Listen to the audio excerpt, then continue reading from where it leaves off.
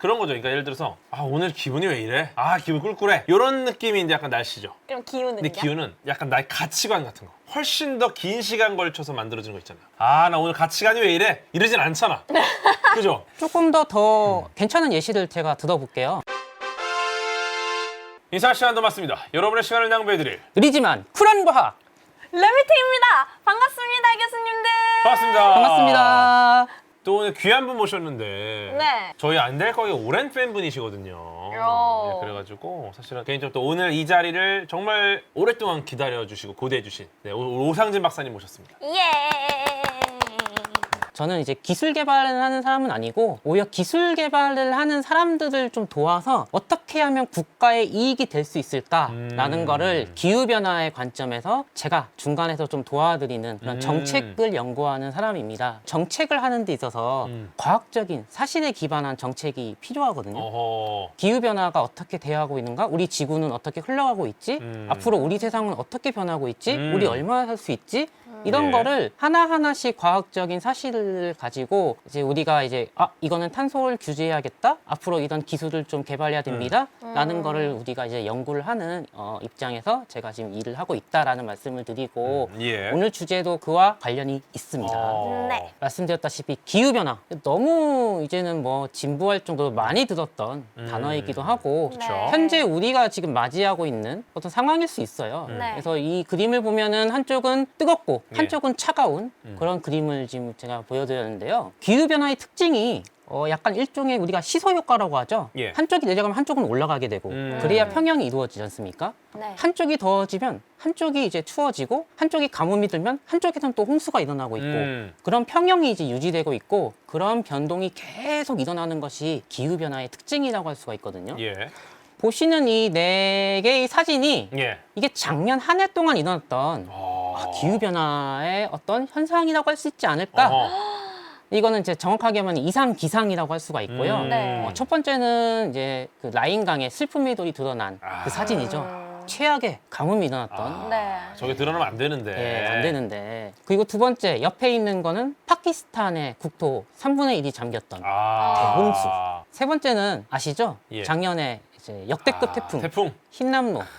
맞아요. 우리나라를 이제 강타를 했었고 예. 네. 네 번째 마지막 사진 작년 북미 음. 한파가 있었죠. 아, 네. 그렇죠. 그래서 이 한 해에 일어났던 극단적인 이상 기상에 보고 우리는 어떻게 보면 이거는 기후 변화이지 않을까? 이렇게 다들 이야기한단 말이죠. 실제 그럴 가능성이 높습니다만 기후학자들한테 이 질문을 던지면은 조금 난색을 표해요. 어떻게 보면은 그 질문하는 것 자체가 약간 그분들한테 조금 무례할 수가 있어요. 왜인지는 제가 나중에 또 설명을 할게요. 자, 그럼 그런 이상 예. 기상을 봤을 때 여러 미디어에서 그런 기사들이 쏟아져 나와요. 기후변화, 이상 기후, 뭐 기상, 이런 날씨 이런 단어들이 이제 심심치 않게 볼 수 있거든요. 예. 네. 근데 이 단어들을 우리가 아무렇지도 않게 쓰고 있지만 이 단어들 사이에 어떤 차이가 무엇이 있지? 뭘까? 약간 궁금하지 않습니까? 기상, 날씨, 기후 이거의 차이점이 무엇일까? 네. 기상하고 날씨는 좀 비슷해요. 어. 거의 동의어라고 보셔도 괜찮아요. 어. 엄밀히 이제 제가 조금 개념을 좀 이제 따지면 그 기상은 이제 대기의 상태. 지금 기압이 어떤가? 습도가 어떻게 되는가? 온도는 몇 도인가? 강수는 어떻게 되지? 약간 정량적인 느낌. 그쵸. 예. 어떤 공간에 대한 기상과 관련된 어떤 물리량 예. 이런 거를 이제 기상이라고 하고 그거를 특정 시간대, 특정 공간에서 그걸 한번 이제 정보를 주는 그런 것도 이제 날씨라고 볼 수가 있었거든요. 네. 사실 그래서 기상하고 날씨를 그렇게 큰 차이를 두지 않습니다. 거의 같은 이제 단어라고 보시면 될 것 같고 느낌이 약간 그런 게 있어요. 예를 들어서 날씨 이러면 조금 친숙한 느낌. 맞아요. 기상 약간 전문적인 느낌. 예를 들어서 이제 뭐 기상 관측병 이러면 뭔가 기상을 관측하는 뭔가 좀 전문적인 병사의 느낌. 네. 근데 이제 날씨 관측병 이러면 약간 좀 귀여운 느낌. 야. 야, 비 오나? 한번 나가볼까? 이런 느낌이잖아, 날씨 관측병. 밖에 구름 꼈나 안 그쵸. 꼈나. 기상 관측병 이러면 뭔가 약간 지금 뭐 구름의 양이 어떻고 막 습도가 어떻고. 근데 날씨 관측병은 좀 부드러운 느낌인 거죠. 좋은데요. 역시 그죠? 궤도님. 근데 제가 설명하고 싶은 건 그게 아니라 그 날씨와 기후의 차이예요. 오늘의 날씨, 아, 오늘의 기후? 그거 좀 드라마도 이상하잖아요. 없는 것 오늘의 같아요. 기후 너무 좀 스케일이 큰 이상하죠. 느낌이야. 이상하죠. 그쵸? 근데 기후라는 거는 아, 하루하루마다 일어나는 일들이 아니라 장기적으로 아. 날씨가 매번 반복되다 보면은 장기적으로 어떤 평균치에 이제 수렴하는 게 있어요. 네. 아. 월 평균 강수량, 음. 월 평균 기온. 음. 그래서 우리는 그거를 뭐 해양성 기후, 뭐 지중해성 기후, 뭐 몬순 기후 이런 식으로 우리가 그렇죠. 기후를 구분하기도 하죠. 네. 그래서 기후라는 거는 하루하루 일어나는 것이 아니라 그것이 길게 특히 한 30년 정도 이상 쌓여서 나타낸 어떤 평균치라고 보시면 돼요. 아, 예. 그렇군요. 약간 예. 그런 거죠. 그러니까 예를 들어서 아, 오늘 기분이 왜 이래? 아, 기분 꿀꿀해. 이런 느낌인데 약간 날씨죠. 그럼 기후는요? 근데 기후는 약간 나의 가치관 같은 거. 훨씬 더 긴 시간 걸쳐서 만들어지는 거 있잖아요. 아, 나 오늘 가치관이 왜 이래? 이러진 않잖아. 그죠? 조금 더 괜찮은 예시를 제가 들어볼게요. 예. 궤도님 어제 몇 시에 주무셨습니까? 어제요? 어제도 한 2시, 좀 일찍 잤어요. 어제. 일찍 잤어요? 그래서 몇 시에 기상하셨나요? 7시? 7시? 그러면 궤도님이 2시에 취침에 들어가서 예. 7시에 기상했다. 이건 날씨예요. 5시간 잤다? 어. 날씨예요. 날씨. 그날 하루에 일어났던 이벤트예요. 그렇죠. 근데 그런 것들을 3개월, 6개월 동안 계속 추적을 해가지고 궤도님이 평균 취침 시간이랑 평균 기상 시간을 알 수가 있고 그렇죠. 그러면은 궤도님이 최근 6개월 동안 평균 수면 시간이 몇 시간인가 이런 걸 할 수가 있죠. 이거는 그렇죠. 기후예요. 아, 그렇죠. 이런 식으로 이제 우리가 날씨와 기후의 차이점을 이해할 수가 있어요.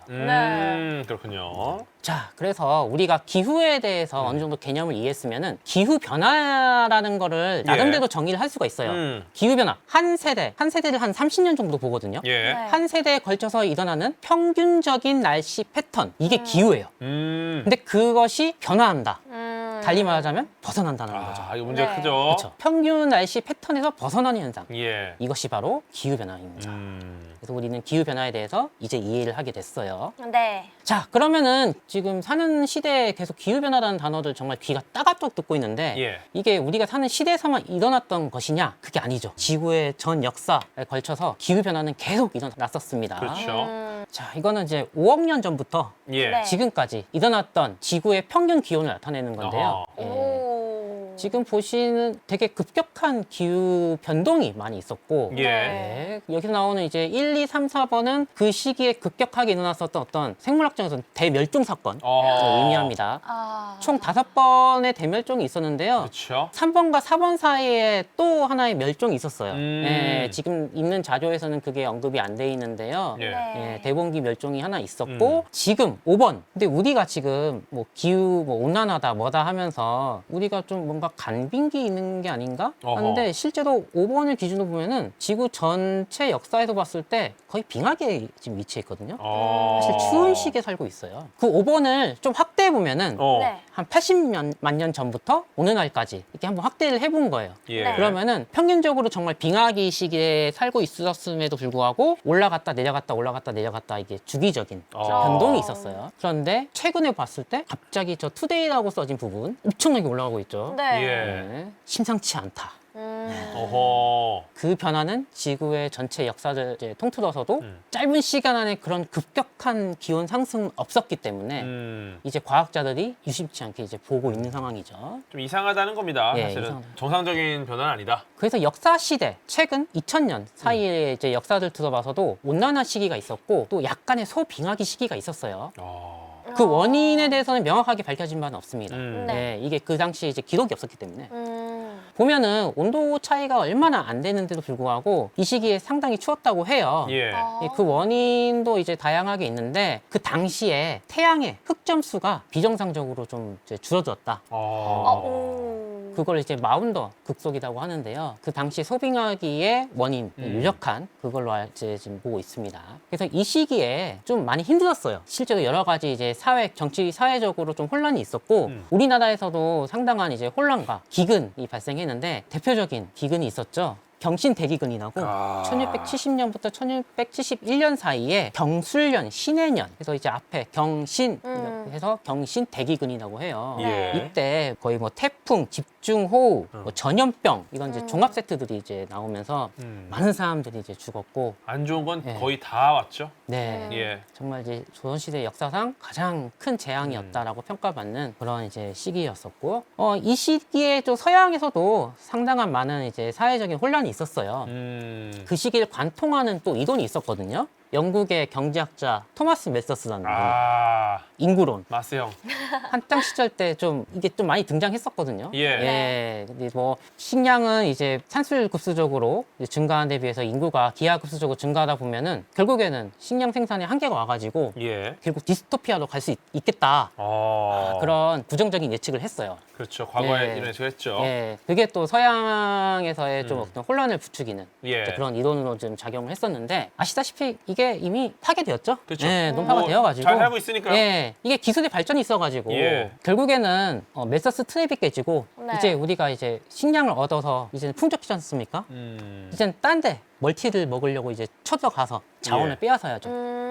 그래서 제국주의 시대에서 그 멀티를 확장을 하면서 자원을 약탈하고 또는 이제 석탄, 석유와 같은 화석연료를 취득하는 그런 이제 상황들이 생깁니다. 예. 네. 자, 그래서 이제 우리가 제국 시대를 거치고 나서 이제 석유, 석탄이라는 것을 이제 이용해가지고 에너지를 얻게 됩니다. 예. 그리고 네. 그거를 기반으로 우리 사회가 돌아가게 돼요. 탄소. 우리 이제는 탄소가 없으면은 뭘 할 수가 없어요. 석탄 여전히 사용하고 있고 석유 가지고 이 지금 우리 플라스틱 이런 것들도 다 지금 석유로 지금 만들고 있거든요. 네. 이제 석탄 석유가 없이는 우리 일상생활을 할 수가 없어요.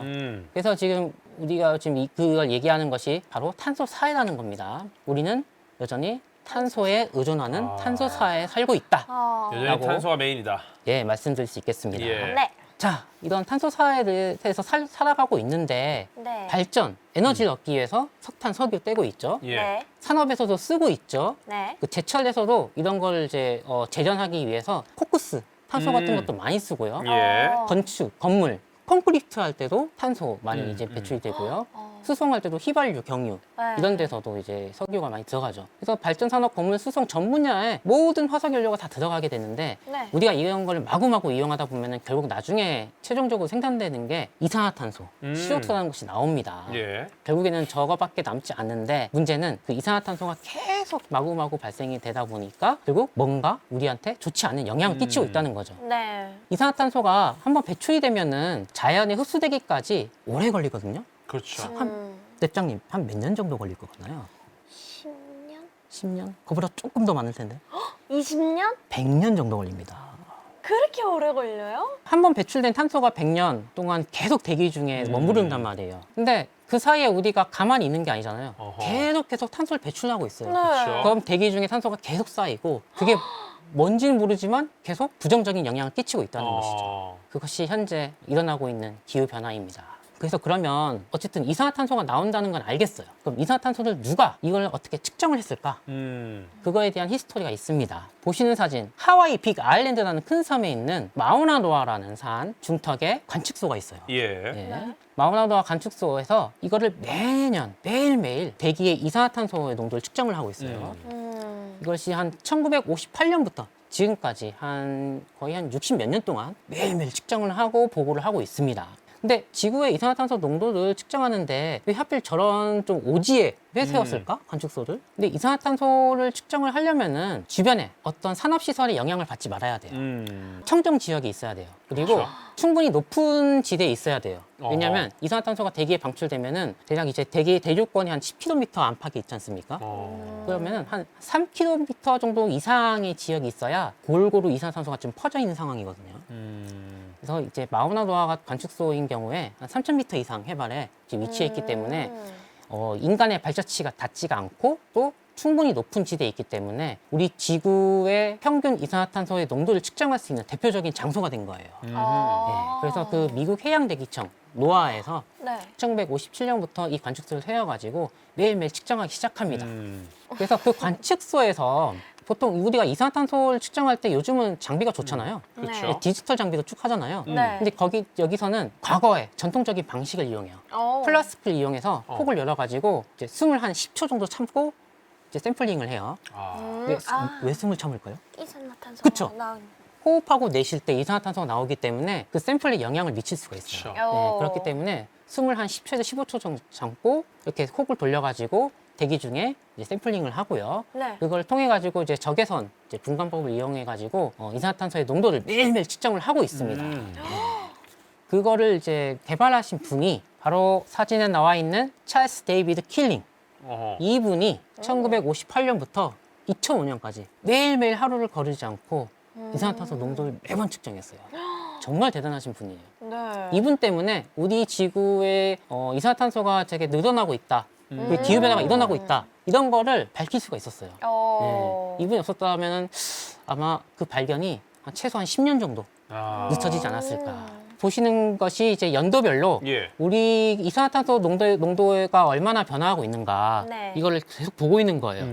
보시면은 300ppm에서 지금 2015년을 기준으로 지금 400ppm이 넘어가는 상황이고 2022년 기준으로 한 420ppm까지 지금 올라가고 있어요. 되게 가파르게 올라가고 있고 이런 거를 이제 꾸준한 측정을 통해 가지고 우리 이거 위험해. 이제 우리 봐줘야 되지 않겠어? 이런 거를 이제 제시했던 분이에요.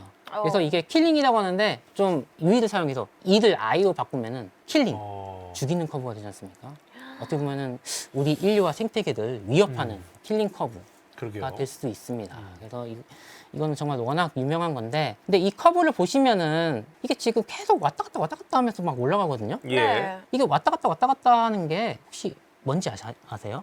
진짜 계절인가? 계절 진동이 일어난다는 거예요. 아, 오. 이게 여름하고 겨울하고 달라요. 그렇군요. 예. 음. 그 차이가 있다. 근데 그 진동이 왔다 갔다 하면은 사실 일정하게 쭉 수평으로 이제 가야 되거든요. 근데 이게 또 올라가고 있단 말이에요. 네, 있죠. 그렇죠. 그게 좀 수상하다. 음. 그래서 이 계절 진동에 대해서 한번 말씀을 좀 드려볼게요. 음. 이게 지금 미국 해양대기청 노아에서 작년 3월부터 올해 1월까지 거의 이제 1년 단위로 이제 측정을 한 거예요. 네. 예. 아. 근데 보시면은 위아래 이렇게 오실레이션이 일어나는 거를 확인하실 수 있죠. 네. 이거 보면은 이제 5월을 기점으로 쭉 보면은 이제 꺾여요. 네. 줄어들어요. 네. 이산화탄소 농도가 줄어들어요. 왜냐? 겨울이 되니까. 가을이 되고 있어서. 날씨가 추워져서. 하와이가 북반구에 있어요. 북반구에는 이때 이제 여름이 되고 있죠. 더워지고 있죠. 그리고 네. 5월쯤 되면은 잎이 자라나기 시작해가지고 음. 광합성량이 증가해요. 그러면은 CO2 수량이 늘어나겠죠. 그렇죠. 그러면 이제 줄어드는 거예요. 그러다가 가을이 돼서 단풍이 들고 낙엽이 지면은 떨어지면. 그쵸. 광합성량이 줄어들죠. 어허. 그러면은 이제 상대적으로 이산화탄소 농도가 늘어나는 거예요. 예. 그런 것들이 매년 반복되는 거예요. 아. 그것이 바로 계절 진동이다. 음. 근데 계절 진동이 계속 일어나게 되면은 말씀드렸다시피 원래 수평적으로 쭉 가야 되는데 이게 올라가고 있단 말이죠. 예. 네. 결국에는 무언가가 대기에 이산화탄소를 주입을 하고 있다. 아. 그렇게 합리적인 의심을 할 수가 있는 것이죠. 네. 뭔가 있다. 확실히 있다. 그렇죠, 그렇죠. 그래서 이 킬링이라는 사람이 정말 대단하신 분인데 저분이 킬링이 아니라 킬링 분의 아들입니다. 랄프 킬링이라고 2005년에 킬링 박사님이 작고하신 후에 아드님이 예. 그 가업을 이어받아서 그렇군요. 지금까지도 계속 이거를 이제 측정을 하고 계십니다. 그렇군요. 예. 대단한 부자이십니다. 네. 자, 그래서 이제 이산화탄소의 농도가 이렇게 보면은 사실 좀 체감이 안 올 수 있잖아요. 자, 이거를 조금 다이나믹하게 1980년도부터 지금까지 예. 얼마나 이제 농도가 증가해 왔는가 이런 걸 한번 보여드릴 거예요. 좋습니다. 예, 이건 이제 동영상인데요. 보는 방법 말씀드릴게요. X축의 윗부분 보시면은 예. EQ라고 써진 데가 있어요. 어허. 적도예요. 아, 오른쪽은 이제 북반구, 북극으로 가는 쪽이고, 왼쪽은 이제 남반구, 남극으로 가는 쪽이고, Y축은 이제 CO2의 농도입니다. 네. 1981년 1월 340ppm부터 시작을 해서 예. 네. 쭉 한번 이제 감상을 해보실게요. 계속 올라갑니다. 아, 이것도 굉장히 빠른 속도로 돌리고 있는 겁니다. 정말 끝도 없이 올라가는군요. 예. 약간 좀 지렁이가 꿈틀꿈틀 되는 것 같아요. 어허. 진짜 많이 올라가요? 확 올라갔죠. 그러니까 네. 안 올라갈 것처럼 하더니. 그래서 2022년 거의 420ppm까지 올라가고 네. 이게 지금 진짜 대단한 거예요. 자, 보시는 거는 이거는 이제 이산화탄소가 아니라 예. 메탄이에요. 이 메탄도 온실 효과를 일으키는 대표적인 기체거든요. 지금 IPCC 기후변화관 이제 정부간 협의체 이런데서 보는 CH4 메탄의 온난화 효과는 지수는 한 20에서 25로 보고 있어요. 이게 또 급격하게 늘어나고 있어요. 네. 근데 그 Y축에 보면은 그 단위가 ppb거든요. ppm보다 1000분의 1. 그러니까 10억분의 1이에요. 그러니까 사실 절대적인 양으로는 이제 이산화탄소에 비해서는 적은 편인데 문제는 이게 계속 우상향이라는 거죠. 예, 그러니까 이것도 심각한 거예요. 그래서 무시무시한 거. 그래서 그 보통 매년 한 11월 정도에 각국의 대표들이 모여가지고 앞으로 기후 변화를 어떻게 대처해야 되는가에 대해서 일종의 협상 같은 회의를 합니다. 그 기후 변화 당사국 총회라고 해가지고 COP, COP이라고 하는데요. 이제 지금까지 한 27번 개최를 했었거든요. 이제 재작년에 열렸던 기후 변화 당사국 총회에서는 이 메탄 배출에 대해서도 규제를 해야 된다. 네, 그래서 이제 각국의들이 정상들이 합의를 해가지고 메탄 서약이라는 것도 나왔습니다. 그래서 앞으로는 이산화탄소뿐만이 아니라 메탄과 같은 훨씬 더 온난화 효과를 일으킬 수 있는 그런 이제 기체들에 대해서도 이제는 좀 관심을 쏟아야 할 때이지 않나. 이렇게 말씀을 좀 드리겠습니다. 자, 이제부터는 기후변화에 대해서 조금 구체적으로 설명을 드릴 거예요. 기후온난화는 이제 팩트인가? 그리고 누가 이거를 예측하고 규명하였는가? 네. 이거에 대해서 중요한 문제죠. 그쵸. 예. 이거를 이제 과거 시대부터 지금까지 우리가 알지 못하는 그런 곳에서 열심히 이거를 하셨던 분들이 좀 있어요. 그분들에 대한 이야기를 이제부터 조금 풀어보고자 합니다. 좋습니다. 네. 자, 조셉 온실 큐리에. 효과를 규명하는 데 있어서 가장 먼저 등장하는 인물입니다. 사실 지구의 기온이 유지되고 있는 거는 태양 에너지가 들어오기 때문에 입사되는 이제 태양 에너지 그리고 지구가 그걸 받고 다시 복사 에너지를 방출하게 됩니다. 태양은 정말 뜨거운 난로지만 우리 지구도 어떻게 보면 약간 미지근한 난로라고 볼 수가 있어요. 예. 받은 만큼 다시 내보내는 존재예요. 그걸 조금 전문적인 용어로 약간 흑체라고도 표현을 하는데 이제 그걸 한번 탐구하는 거예요. 에너지의 입사량과 다시 나가는 거를 이제 한번 계산해 보니까 그렇게 계산을 하면은 우리 지구의 온도는 훨씬 내려가서 한 영하 한 18도 정도 돼야 될 것 같은데 그런 거예요. 근데 지금의 기온이랑 내가 계산한 거랑 너무 차이가 나는 거잖아요. 네. 뭔가가 있다. 뭔가가 온도를 좀 올라가게 하는 무언가가 있을 것 같은데 사실 그 시대에는 그걸 밝혀낼 수 있을 만한 과학적인 도구가 없었죠. 그러고 끝났어요. 그러고 나서 프리에 이후에 또 다른 과학자들이 그 온실 효과에 대해서 한번 또 탐구를 합니다. 존 틴달이라는 영국의 물리화학자가 네. 또 이거에 대해서 연구를 합니다.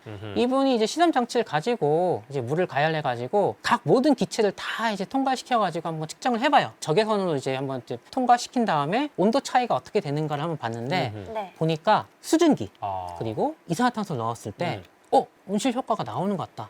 뭔가 온도의 차이가 생기고 적외선을 먹는 것 같다. 이거를 이제 발견을 한 거예요. 예, 이제 19세기 말에 스반테 아레니우스라는 훌륭한 화학자가 본인이 이걸 정말 컴퓨터도 없이 계산을 막 합니다. 그리고 이거를 통해 가지고 지구의 이산화탄소의 농도가 한 2배 정도 올라가면은 한 온도가 한 5에서 6도 정도 올라갈 것 같은데 그런 예측까지 내놔요. 예. 그 당시 상당한 정확도를 나타내는 그런 그러네요. 예측 결과를 나타냈는데 그 옆에 보시면은 그 당시 1896년에 중간에 그 노란색 형광펜으로 써온 부분 The Glass of Hot House 온실 효과라는 단어를 처음으로 씁니다. 역사적인 논문이네요. 네. 그래서 3명의 과학자들이 온실 효과에 대해서 한번 규명하고자 노력을 했다. 그리고 수증기와 이산화탄소가 온실 효과를 일으킨다는 사실까지는 알아냈어요. 근데 중요한 거는 그 시대에 정교하게 계산할 만한 계산기가 없었고 그리고 그 시대에 우리가 뭐 화석연료를 열심히 태우고 있어서 이거 위험합니다. 앞으로 조심해야 됩니다. 뭐 이런 거를 이제 인식했던 시대가 아니었거든요. 그래서 18세기부터 20세기 초반까지는 이제 한번 호기심으로 한번 온실 효과에 대해서 탐구를 하고 규명했던 시대였고 이제 20세기 중반을 넘어서면은 이제 컴퓨터가 등장하지 않습니까? 네. 폰 노이만, 네. 1950년대 이제 컴퓨터를 발명하고 그 이후에 이제 컴퓨터를 이용해가지고 이제 연구를 하기 시작한 거죠. 그래서 이 기후 과학자들이 그걸 이용해서 과연 온실 효과가 사실인가? 그거를 수학적인 모델, 수치 모델로 이제 확인하는 시도가 이어집니다. 20세기 중반에 네. 본격적으로 지구 기후 모델이라는 것이 개발이 됩니다. 네. 이제 컴퓨터를 이용해가지고 이 복잡한 지구가 어떻게 돌아가고 있는가, 어허. 우리 지구 기상은 어떻게 돌아가고 있는가에 대해서 다 이제 수학적인 이제 툴을 이용해가지고 계산을 하는 예. 시도들이 이어져요. 그리고 실제 이게 어제 일어나는 것이 과연 기후변화인가에 대해서 기후변화를 탐지하는 이런 영역까지도 개척하는 분야가 나오는데, 이 두 가지의 분야를 개척하신 두 과학자의 이야기를 풀어보고자 합니다. 예. 인사 시간도 맞습니다. 여러분의 시간을 낭비해드릴 느리지만 쿨한 과학! 랩미팅이었습니다. 감사합니다, 교수님들. 감사합니다. 감사합니다. 좋은 밤 되세요.